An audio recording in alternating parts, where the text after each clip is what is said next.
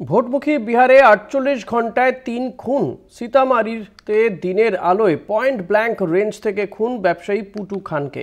গুলিতে খুন পাটনার মুদি দোকানি বিক্রম ঝাও। একইভাবে গুলিতে খুন পাটনারই বিজেপি নেতা সুরেন্দ্র কেওয়াত। আইন শৃঙ্খলা নিয়ে প্রশ্ন তুলে সরব বিরোধীরা, পাল্টা সাফাই গিয়েছে বিহার প্রশাসন।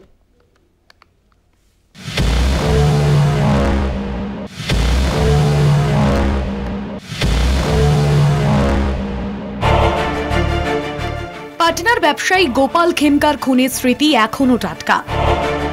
সেই আবহে এবার বিহারে খুন বিজেপি নেতা সুরেন্দ্র কেওয়াত। চলতি বছরের শেষে বিহারে বিধানসভা নির্বাচন, তার আগে পরপর খুনের ঘটনা বিহারে আইন শৃঙ্খলা নিয়ে তুলেছে প্রশ্ন। মাঠে কাজ করার সময় বিজেপির কৃষাণ মোর্চার নেতাকে খুব কাছ থেকে গুলি করে আততায়ীরা। পরপর 4টি গুলি করা হয় তাকে। স্থানীয় সূত্রে খবর, বাইকে করে আসে দুষ্কৃতীরা, তাদের মুখে গামছা বাঁধা ছিল। বিজেপি নেতাকে গুলিতে ঝাঁঝরা করে দেয় দুষ্কৃতীরা। আহত অবস্থায় তাকে পাটনার এইমস হাসপাতালে নিয়ে গেলে চিকিৎসকরা মৃত ঘোষণা করে। অজ্ঞাত পরিচয় আততায়ীদের বিরুদ্ধে মামলা রুজু করে তদন্ত শুরু করেছে পুলিশ।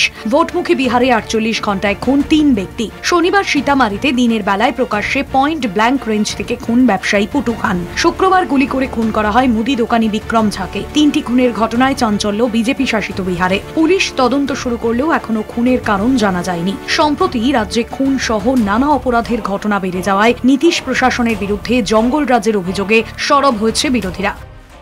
लॉ एंड ऑर्डर तो बिहार में अब लॉ एंड ऑर्डर कहाँ रह गया। क्रिमिनल डिसऑर्डर जो है एकदम हो चुका है। कोई सुनने वाला देखने वाला बिहार में नहीं रह गया है। लोग जो है मारे जा रहे हैं, कोई सुनवाई कोई कार्रवाई नहीं हो रहा। लोग परेशान हैं, लोग सहमे हुए हैं। डेली गोलियां चल रही है, डेली किसी न किसी की हत्या हो रही है। कहाँ है प्रशासन, शासन? নীতিশ কুমারের রাজত্বে বিহারে সুশাসন রয়েছে, সাফাই গিয়েছেন উপমুখ্যমন্ত্রী সম্রাট চৌধুরী। बिहार में सुशासन है, कोई ऑर्गेनाइज क्राइम नहीं है। अब है क्या कि कुछ विरोधी को सिर्फ ये लगता है कहीं घटना घटी। घटना का कारण भी जानो। खेमका जी का हत्या हुआ, पूरे मीडिया ने हाय तौबा मचा दिया, लेकिन वो नहीं जानने का कारण नहीं पता करते हैं कि भाई 72 घंटे में पुलिस ने आइडेंटिफाई कर दिया। पुलिस का काम यह है, व्यक्तिगत झगड़े में कोई हत्या हो रही है, ये सरकार को रोकना थोड़ा कठिन है। ব্যবসায়ী বর্ষিয়ান চিকিৎসক থেকে সাধারণ মুদি দোকানি, গত কয়েকদিনে বিহারে খুন একাধিক। জঙ্গলরাজ চলছে বিহারে, আইন শৃঙ্খলা তলানিতে ঠেকেছে।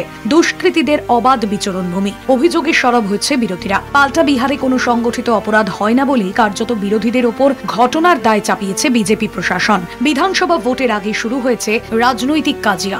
কলকাতা টিভি।